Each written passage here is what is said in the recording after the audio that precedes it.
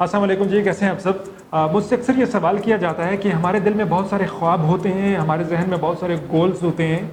उन ख्वाबों को, उन गोल्स को किस तरीके से अचीव किया जा सकता है, और ये जो मोटिवेशन नाम की चीज़ है, उन ख्वाबों के लिए लड़ने की एक ताकत, एक सलाहियत जो है, ये किस तरीके से मेंटेन की जा सकती है। हम सब के अंदर मोटिवेशन होती है, लेकिन वो दूसरों के नेगेटिव जुमले सुन के, नेगेटिव फीडबैक सुन के, वो दूसरे हमारे अपने दोस्त भी हो सकते हैं, हमारी फैमिली भी हो सकती है, जो कि हमें ये कह रहे हो कि नहीं यार, हमारे ख़ानदान में किसी ने नहीं किया, हम छोटे शहर के लोग हैं, ये तो बड़े लोगों के काम है। तो इस तरह के बहुत सारे जुमले जो हैं वो हमें सुनने को मिलते हैं, और हमारी मोटिवेशन आहिस्ता आहिस्ता जो है वो ख़त्म होती है या कम हो जाती है। तो सवाल आप लोगों का ये होता है कि इस मोटिवेशन को मेनटेन कैसे करते हैं, वो कौन लोग हैं जो उसको मेनटेन करते हैं, व्हाट इज़ द प्रोसेस, किस तरीके से मेनटेन करते हैं। तो एक कहानी सुनाता हूँ आपको, आई होप कि उससे आपको काफ़ी हद तक इसका जवाब मिल जाएगा। एक मुल्क है मेडगिस्तान। मेडगिस्तान नाम का एक मुल्क था, और उसमें एक दफ़ा शाम के टाइम पे नौजवान मेंढक आपस में बैठकर गप्पे हाँक रहे थे, और वहाँ पर ये हुआ कि एक मेंढक ने अचानक से कहा, यार वो शहर के बाहर जो एक मीनार है बहुत ऊंचा, उस पर आज तक कोई मेंढक चढ़ा है या नहीं चढ़ा।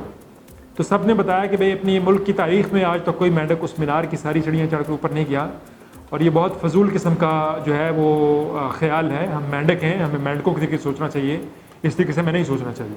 तो उसने कहा नहीं, मैं आज तुम सबको चैलेंज करता हूँ कि हम जाते हैं और हम कोशिश करते हैं कि उसको सर करें, और जो जीत गया वो चैम्पियन होगा, और उसको हम सारे जो हैं बहुत ज़्यादा सराहेंगे, बहुत ज़्यादा इनाम से नवाजेंगे, जो भी हमें इनाम हमारे पास है उसको। खैर, शुरू में कुछ लोगों ने कहा कि नहीं नहीं, आस्ते आस्ते उसने सबको कन्विंस कर लिया, और रेस का एक दिन तय हो गया। अब ये बात फैल गई मेडगिस्तान के अंदर, बड़े बुजुर्गों को पता चली, तो उन्होंने कहा कि ये क्या अजीब व गरीब किस्म की हरकत करने जा रहे हैं हमारे नौजवान मेंढक, किस तरीके से सोच रही है हमारी नौजवान नस्ल। तो उन्होंने उनको कहा कि अपने गर्म खून को थोड़ा सा संभालो, और कोई मेंढकों की तरह सोचना सीखो, ये गलत तरीके से सोचना बंद करो। तो खैर वो समझाते रहे, लेकिन जब ख्वाब आ जाए जहन के अंदर, एक गोल आ जाए जहन के अंदर, तो और आप जवान भी हों, तो आप लड़ते हैं किसी हद तक, तो उसके लिए लड़ते हैं। तो मेंढकों ने सबके मना करने के बावजूद जो है नौजवान मेंढकों ने वहाँ पे रेस ला की, और रेस वाले दिन सारे वहाँ पे इकट्ठे हो गए। अब जनाब इधर सीढ़ी बजती है, और सारे के सारे मेंढक जो नौजवान हैं वहाँ पे वो रेस में भागना शुरू कर देते हैं, सीढ़ियाँ चढ़ना शुरू कर देते हैं, और एक एक सीढ़ी पे छलांग मारते हैं और चढ़ते जाते हैं। अब जो नीचे लोग खड़े हैं उनमें ज़्यादातर लोग जो हैं वो ये कह रहे हैं कि ये नहीं हो सकता, ये बहुत फजूल हरकत है, ये क्यों कर रहे हैं, क्या ये नौजवान लोग किस तरफ चल पड़े हैं हमारे। तो वो इस तरह की सारी नेगेटिव बातें जो अपने जहन में थी, आज तक किसी ने किया नहीं है, मेंढक का क्या काम कि वो इस तरह की काम करे, तो इस तरह के सारे जुमले कहना शुरू हो गए। तो आहिस्ता आहिस्ता कुछ मेंढक जो है वो थक कर, और कुछ ये नीचे से आने वाली आवाज़ों को सुनकर, और कुछ जो है वो अपनी फिजिकल ताकत का जवाब देने की वजह से जो है वो वापस आते गए, और उन्होंने जो है उस रेस को ख़त्म कर दिया। अब ये हुआ कि मेंढक जो है वो ख़त्म होते गए, और रेस ख़त्म होने से पहले ही बात यहाँ तक पहुँच गई कि सिवाय एक मेंढक के बाकी सब लोग रेस ख़त्म होने से पहले ही रेस से बाहर हो गए। उन्होंने हाथ खड़े कर दिए। मेंढकों के हाथ होते हैं, हाँ आगे वाले हाथ ही होते होंगे, तो उन्होंने हाथ खड़े कर दिए खैर वहाँ पे। तो अब एक मेंढक जो है वो ड्यूम करता हुआ सीढ़ियाँ चढ़ता जा रहा है, और उसने आखिर पे सारी सीढ़ियाँ चढ़ रही। नीचे से सारे लोग बड़े परेशान कि यार इसने क्या कर दिए है। खैर परेशानी से जब वो बाहर निकले तो उन्होंने देखा वहाँ पे खड़ा है, तो उन्होंने खूब तालियां बजाई, खूब खुश हुए, और उन्होंने कहा यार ये तो मेंढक ने कर ली है, इसका मतलब है कि इसने हम सबको गलत साबित कर दिया है। जब आप इस तरह का काम कर लेते हैं तो फिर आप अचानक से चैंपियन बन जाते हैं, उससे पहले आप बेवकूफ़ होते हैं। ठीक है, तो ये बेवकूफ़ से चैंपियन बनने के लिए बहुत कुछ चाहिए होता है। वो क्या होता है उसी पर हम बात कर रहे हैं एपिसोड। तो वो मेंढक जब नीचे आया तो मेंढकिस्तान का जो मीडिया था वो अपने अपने माइक लेके उसके ऊपर पल पड़ा। उन्होंने कहा भाई राज बताओ, क्या ड्राइविंग फोर्स थी तुम्हारी, तुम्हारे जहन में क्या चल रहा था, तुमने अपने दिल को कैसे काबू में रखा है। इतने सारे लोग तुम्हें कह रहे थे कि नहीं हो सकता, उसके बावजूद तुमने इस काम को कर दिखाया। व्हाट वाज द प्रोसेस, वो उस बारे में मैं बताऊँ। तो उसके बाद उन्होंने माइक आगे किया, उसके वो आगे से कोई जवाब नहीं दे रहा, वो चुप करके उनके सामने खड़ा होकर वन्नकों की तरह उनको देखना शुरू हो गया। उसके बाद दूसरे रिपोर्टर ने कहा सर आपसे ये पूछना चाह रहे हैं कि आपने ये जो काम कर दिखाया है, इस काम को करने के लिए आपने किस तरीके से ताकत जमा की और दूसरों के जुमलों को कैसे नज़रअंदाज किया। तो उसने फिर कोई जवाब नहीं दिया। उसके बाद एक तीसरा रिपोर्टर जो कि हमारे वो ट्रेन वाले साहब जो थे उसका रिपोर्टर था, उसने कहा कि वो भाई आपसे पूछ रहे हैं कि आप ऊपर गए हैं तो किस तरीके से गए हैं। ये इतने सारे लोग नीचे खड़े होकर कवाली कर रहे थे कि नहीं हो सकता, नहीं हो सकता, नहीं हो सकता, नहीं हो सकता, तो आप कैसे गए ऊपर, ये आपसे ये पूछ रहे हैं, बताएंगे आप कुछ। उसने फिर भी कुछ जवाब नहीं दिया। तो सब हैरान कि अब इसको क्या कहें कि भाई तुम जवाब दो, कुछ बताओ हमें। तो इतनी देर में ये झगड़ा चल ही रहा था कि वो जो मेंढक चैंपियन बना था उसके मोहल्ले के एक बाबा जी मेंढक वहां से गुजरे।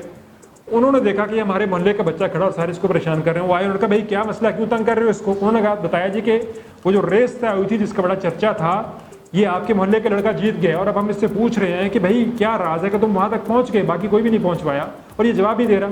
तो बाबा जी मेंढक थे, उन्होंने कहा यार कुछ अकल को हाथ मारो, मेंढक के पट्ठो तुम क्या हरकत कर रहे हो यार, ये जो बच्चा तुमने सामने खड़ा किया हुआ है ये बहरा है, इसको आवाज नहीं आती।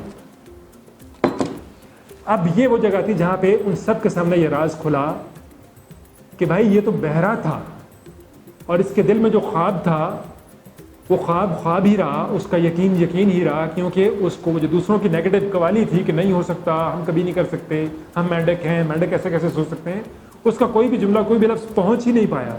तो इसीलिए इसकी मोटिवेशन कायम रही और ये स्टेप बाय स्टेप अपने गोल की तरफ बढ़ता रहा और आखिरकार इसने उसको अचीव किया।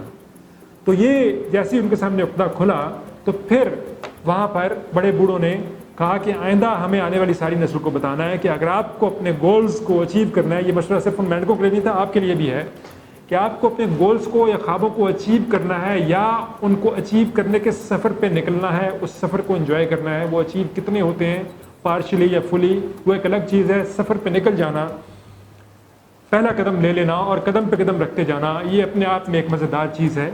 तो इस सारे सफ़र का आगाज़ करना जो है, हाँ, उसके लिए ज़रूरी है कि सबसे पहली बात आप ये तय करें कि my goal my plan is well thought, और मैं इस गोल को, इस प्लान को अच्छे तरीके से सोचने के बाद ही स्टार्ट कर रहा हूँ या कर रही हूँ। और ये दूसरे जो भी कह रहे हैं मैंने इनको नहीं सुनना, मेरे लिए मैं इन सब के लिए बहरा हूँ, मुझे इनकी आवाज़ें नहीं पहुँच रही, मैं इनको प्रोसेस नहीं करूँगा। मैं अपने यकीन को पानी दूंगा जो मेरे दिल में है, मैं अपने यकीन को फीड करूँगा कि यार ये हो सकता है, और हर वो बहाना ढूंढूंगा जिससे इसको किया जा सकता है।